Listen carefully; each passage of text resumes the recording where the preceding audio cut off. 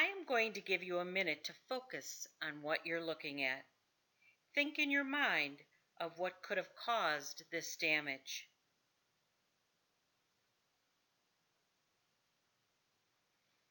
On the morning of September 25th, 1955, a super earthquake struck Mexico City. It killed 6,000 people and injured another 20,000. Hundreds of buildings were destroyed, including homes and stores, hotels and hospitals, and schools and businesses. The multi-level parking garage, center right, collapsed like a house of cards, while some of the neighboring buildings suffered only slight damage. This is just some of the information that you will learn in your text set in ReadyGEN Unit 3 about the impact and effect that an earthquake can have on human beings.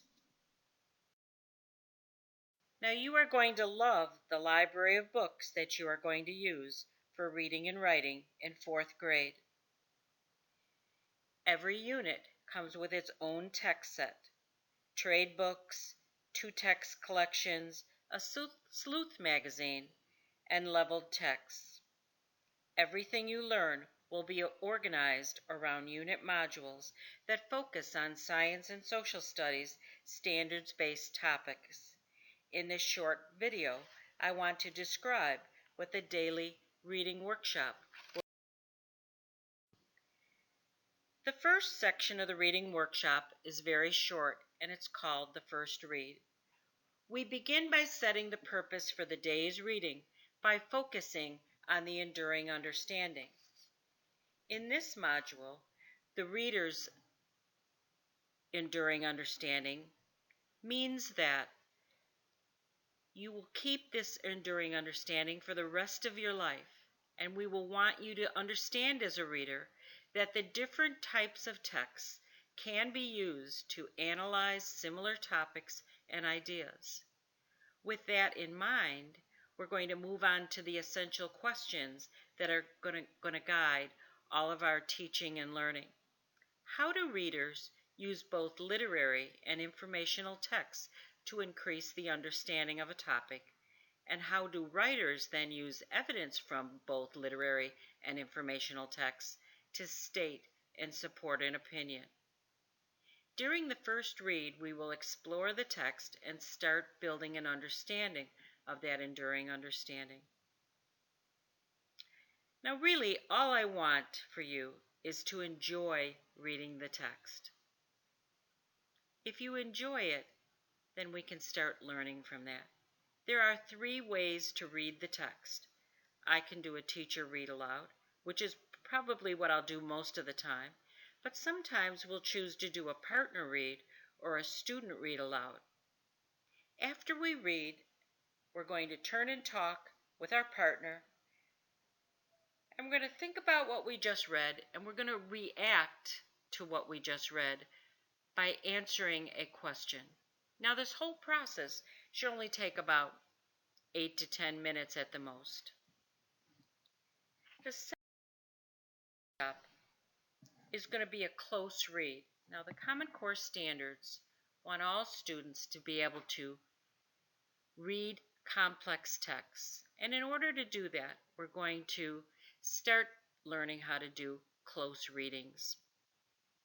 That means together we will start reading like a detective and analyze the key ideas and details, craft and structure, and integration of knowledge and ideas that you'll find in the Common Core standards.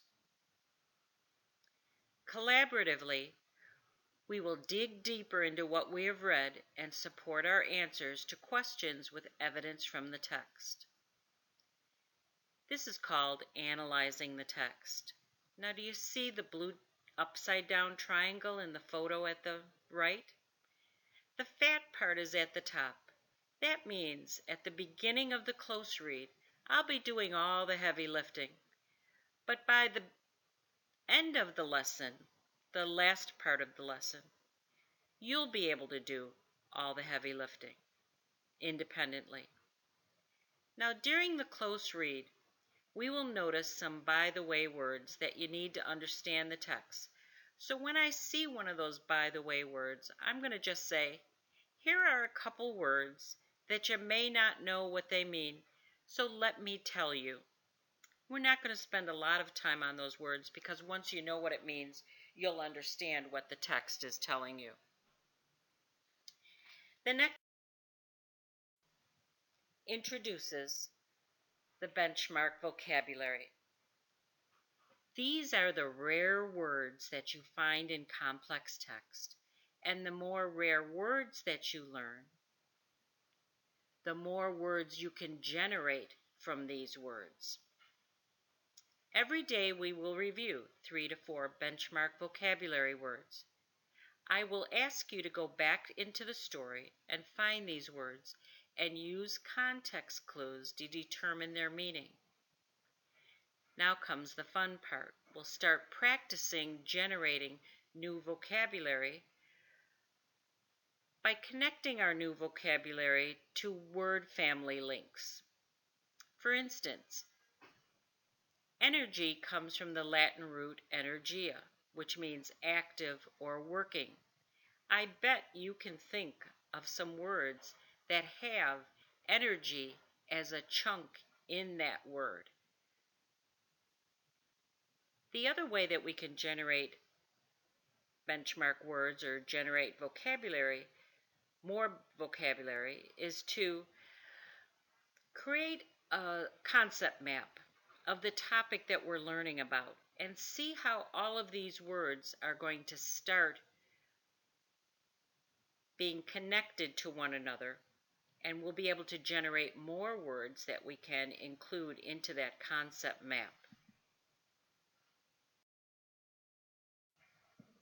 Now the last part of the lesson where you're going to kind of be doing the heavy lifting is the text analysis section. Now that analysis of the text is either going to be reading analysis or language analysis. This is where you'll learn and practice comprehension skills and strategies to help you understand the text. Now many times we will practice these skills by completing a graphic organizer. Now if it's a reading analysis, of course we'll be learning and using comprehension skills and strategies to understand text and gain an understanding of literary elements and genre. If it's a language analysis, we're going to be learning about the author's craft of writing that text, the text elements, figurative language, sentence structure, dialogue, and word choice.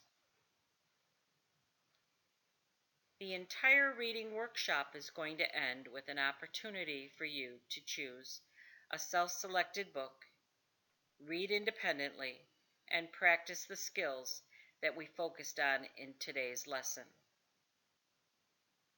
I'd love for you to respond to this video. We are going to have a great year learning together. Mrs. Lund.